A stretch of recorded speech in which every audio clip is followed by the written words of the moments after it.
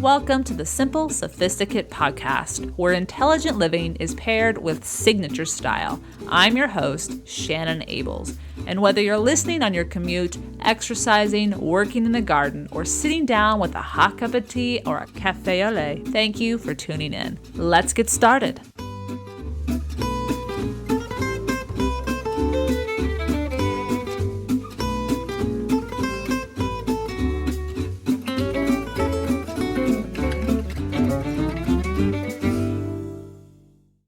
Welcome to the 39th episode of the SImple Sophisticate. In today's episode, we are talking about love and real estate and discussing their similarities, but the key difference as well. I know you may be wondering, how can love and real estate have any similarities? One's a business transaction, the other deals with matters of the heart. But as I put my house on the market this last summer for a few short months without success, I began to recognize similarities between the two. Neither are entirely in our control as much as we wish they were, and neither are entirely out of our control either, which is certainly good news to ease our hearts and our pocketbooks. Before I get into today's episode, I want to give a brief preview of what's going to come in the Petit Plaisir, which has to do with all the commencement addresses that are overwhelming for a very good reason. The YouTube videos, the newscast. I love this time of year, and I have picked a favorite from the past that I think you will enjoy. Also, stay tuned at the end of today's episode where I'll be talking about this upcoming season's online styling sessions. I have exclusive spots available for first come, first serve, and I will tell you how you can get on that list and get your fall or spring, depending on where you live, wardrobe updated and ready to go. All right, but let's get to today's episode's topic, dating and selling a home, the similarities and the key difference. I want to start with a quote from Brandy L. Bates. She says, quote, "Quality sells itself. No hype is needed," end quote. I love this quote. I picked it for two reasons. Number one, it's true in real estate. If you have a quality home, good location, well built, it's going to sell eventually and might sell very quickly, in fact. But when it comes to relationships, this is true as well. Our best self is what we need to simply step into. Stop trying to be someone else. Stop trying to lower ourselves. Stop trying to lower expectations. While we will always be a work in progress, the key is, as long as we continue to grow, continue to learn, we will find someone to enjoy our lives with, whether it be in friendship or in our relationships. But today's focus is primarily in the dating world. So let's get started. So let me begin by expressing or explaining my experience so you can kind of see where I've been, what I've experienced, and why I may know a thing or two about the similarities. First of all, I've owned two houses in two entirely different markets, both in locale and time. And having been dating for nearly 20 years now, I have garnered at least more than a little bit of experience on each of these examined subject matters. So today, I'd like to share with you insights, hope, and reason to take a deep breath and relax. Whether you are trying to navigate one or both of these arenas as I am, I've got some good news for you. All right, so let's talk about the similarities. I've got 6 of them for you. And the first one is timing. If we continue to place our home on the market or make it known that we are open to love, we will eventually meet someone who is intrigued or sell it to someone who wishes to live there. However, we cannot know when this will happen or who it will be that we are introduced to, that it just clicks. The key is to not remain on the sidelines. If we never put our house on the market, if we never let people know that we want to sell, we can never sell it. If we never let anyone know that we are looking, that we are interested, we may still have high standards. We may be particular. We may still want to be, striving forward in work. At least people know. At least people keep an eye out for you. And that's huge, because if you never let anyone know, you cannot meet someone, or at least be open to it. At least choosing to be open to it, you're opening yourself up to the possibilities. Those people who participate, whether it be in real estate or in love, are the ones who will prompt change to occur in their lives in one way or another. We can't predict what that change will be, who will come into our lives, or when we will sell, but it will happen one way or the other. So number 1 is timing. Number 2 is attention and regular maintenance. The world and market that we live in is constantly changing. One moment it'll be a buyer's market, and the next year it'll be a seller's. In our personal lives, so long as we continue to evolve and grow into the best version of ourselves, we will always be introduced to new opportunities, experiences, and people. It is the house that remains stagnant and is not cared for or tended to that people drive by without a second glance. The key is to become more of who you are, get to know yourself, improve personality obstacles, and it is then that this positive attitude of growth and open-mindedness that will be attractive to others. And on the real estate side, update. Ever so often, every house needs an update, whether it's tearing out the carpet and redoing the hardwoods, or simply updating simple little fixes like the wall color, or maybe it's updating the window or the roof. These are big investments, but every house needs them from time to time, and that is part of the maintenance of being a homeowner that's trying to sell. But the key is you have control over this. You have control over this. So number 2, attention and regular maintenance. Number 3 is vulnerability. This is huge. When it comes to real estate, allowing strangers to wander through your house, your most sacred place, can be very difficult. I myself, last year, when I put my house in the market just for 3 months, had a really hard time with this. I'm a very, very private person. However, so long as we have clear boundaries when it comes to our house, making sure, say, a real estate agent is always there, or they let us know when they're going through our house so we can set it up the way we would like it, or when it comes to relationships, having very clear boundaries about sharing just enough, but not too much, and sharing it in time with as you get to know each other and not just dumping on them all at once. The key is that we must open up our lives, open up our house in order to make potential connections or to get an offer to be written on our house. This is scary, it's daunting, but, and you know what I'm going to say, it's necessary. The benefits will be worth it. The benefits will be worth it. So number 3 is vulnerability. We have 3 more similarities and the key difference to get to. So do stay tuned. I'm going to take a quick 1-minute intermission and I will see you on the other side.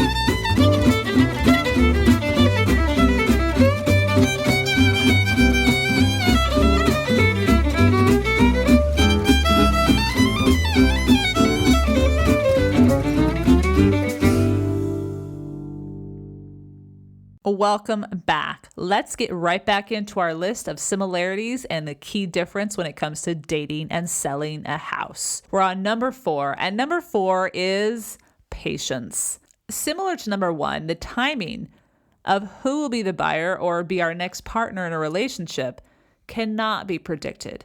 But in the meantime, we need to live our lives, to put everything else on hold, just to wait for an offer to be written.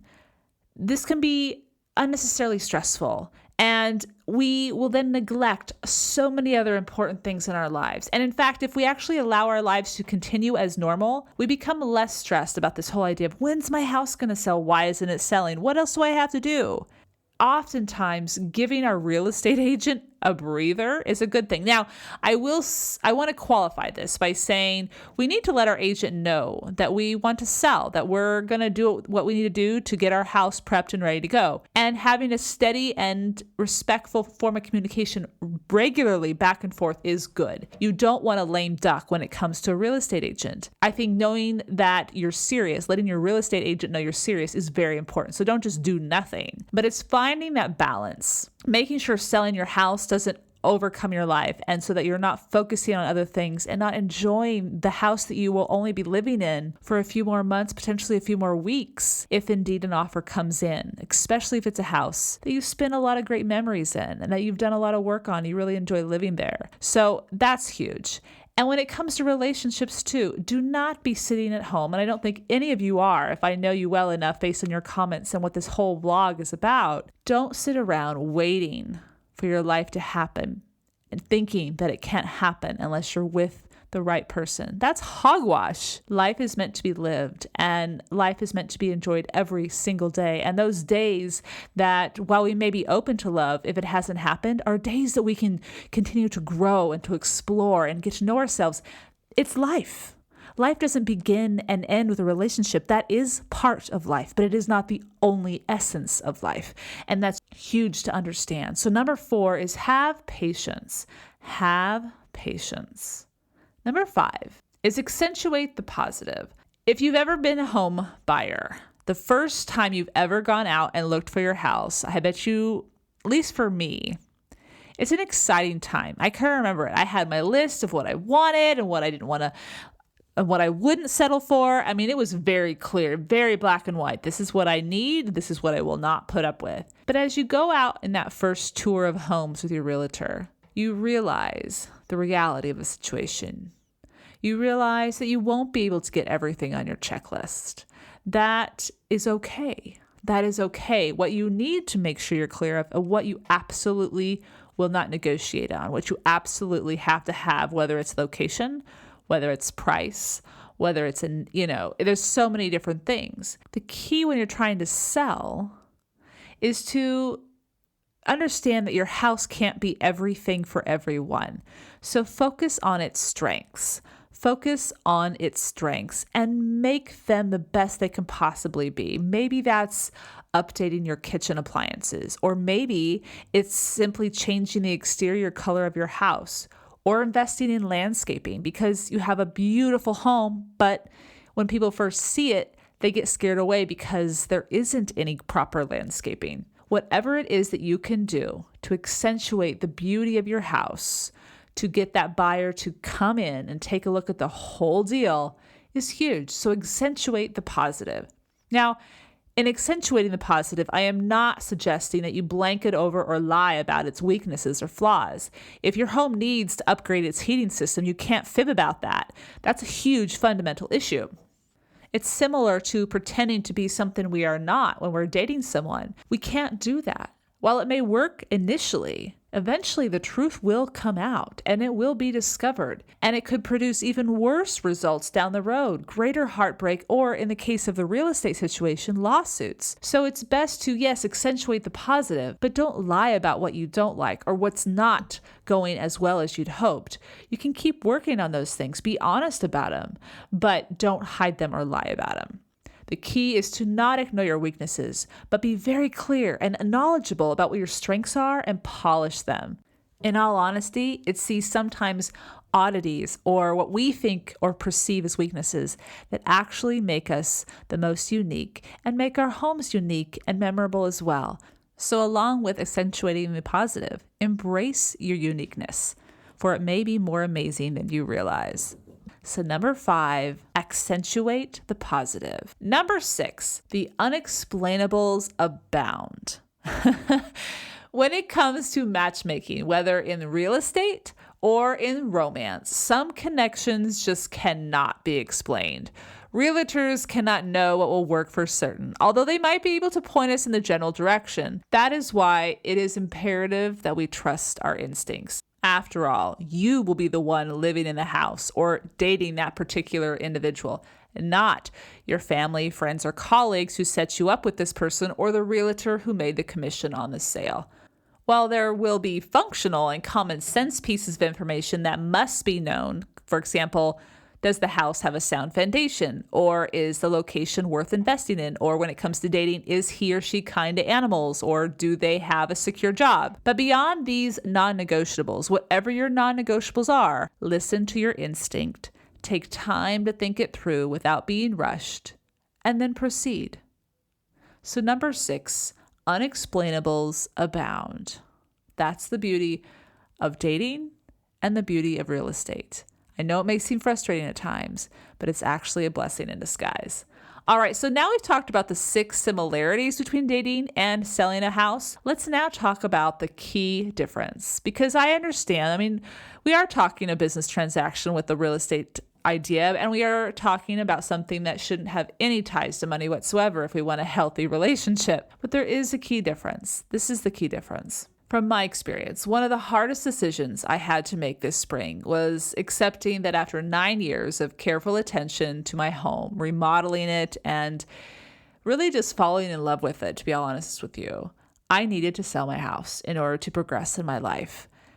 Honestly, last year when I put it on the market, I don't think I was truly ready. But I think what had to happen last year was that it was the beginning of getting ready. I had to actually process this idea as I'm going to be selling this house. How is that going to feel? And so it helped, and it was necessary in its own way.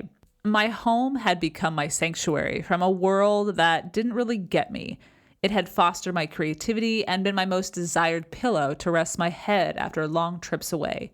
But what I've realized is that a home can only do so much when it comes to living a fulfilling life. Love, relationships built on trust and sincerity and acceptance, is a priceless aspect of life.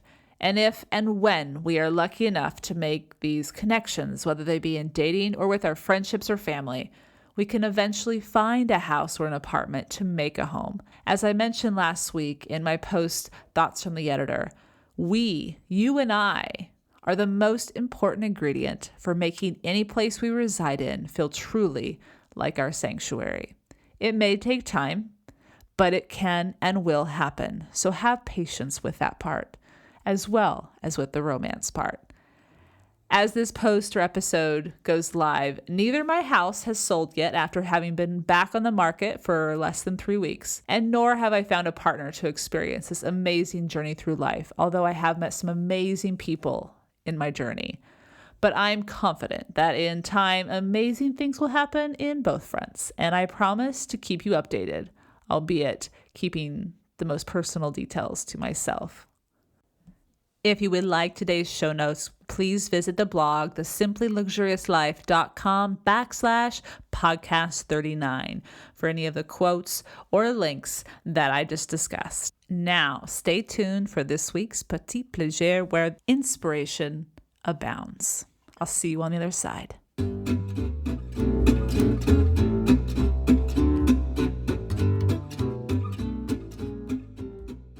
Now, there are many things I love about spring, but one of the things I love the most are all the commencement addresses that become available.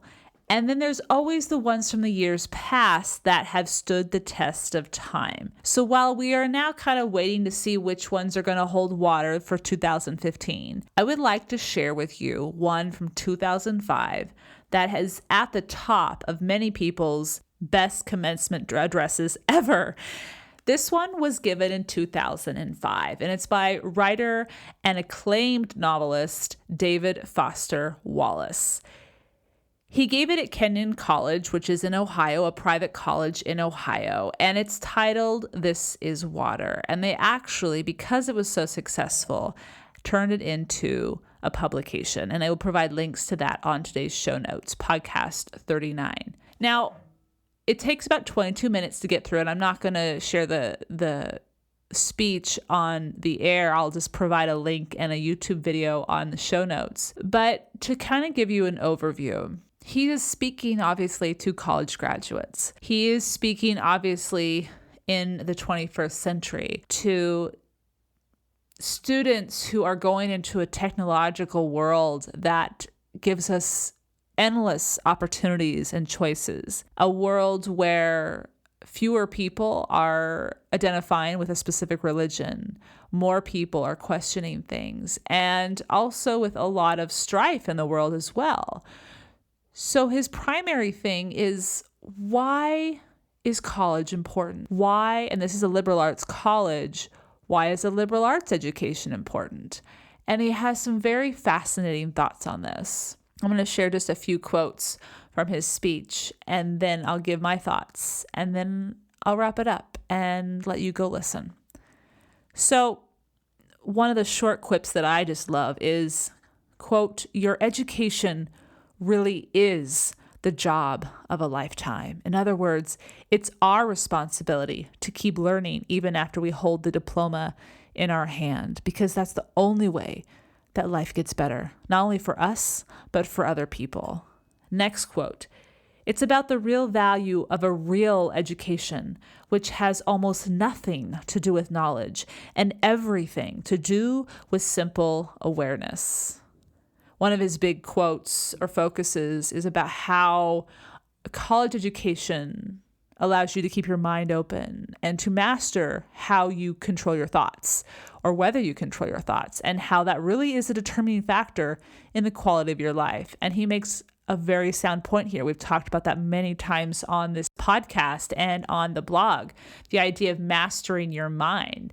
You can either let it master you or you master it, but ultimately, whichever one you choose will determine your success in life. And he dives into that. He dives into what we believe and whether or not it's helping us or hindering us. And I'll leave you with one last quote. "The really important kind of freedom involves attention and awareness and discipline.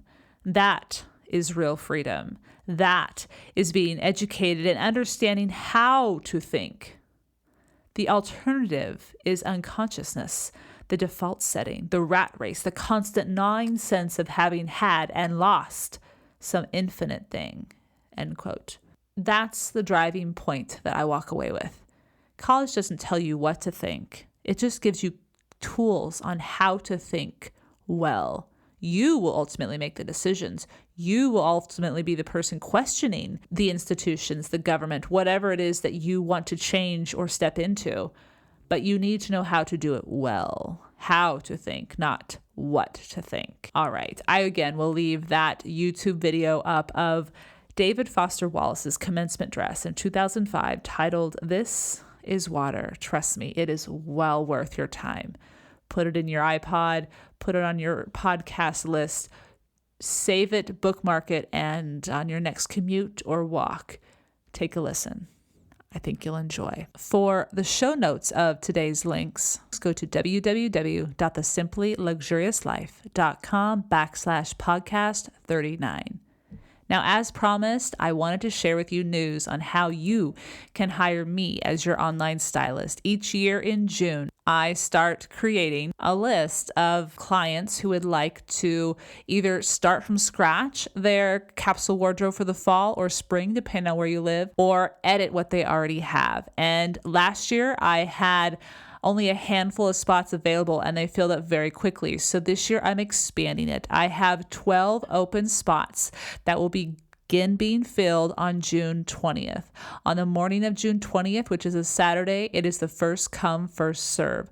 Those who email me first will receive a spot. I will start styling outfits, wardrobes, a 10 to 15 item capsule wardrobe in August and run through September. So if you are interested about any of it, how it works, how many edits you get, what the cost is, there will be a link on today's show notes. Click that. It will tell you everything, walk you through the entire process. The good news is for those who sign up early and pay half down before we get started by a certain date, you will receive a discount. So don't be shy. I love meeting readers this way. It's always a lot of fun to style, you guys, and you get to shop at your own pace. You are never forced to buy because all I do is go shopping for you. You shop when you are able. You get to keep the links. Thank you for tuning in to this week's episode of the SImple Sophisticate. For all of the links, for anything that we've talked about on today's episode 39, please go to the blog, thesimplyluxuriouslife.com/podcast39. And most importantly, may you have a wonderful start to your week.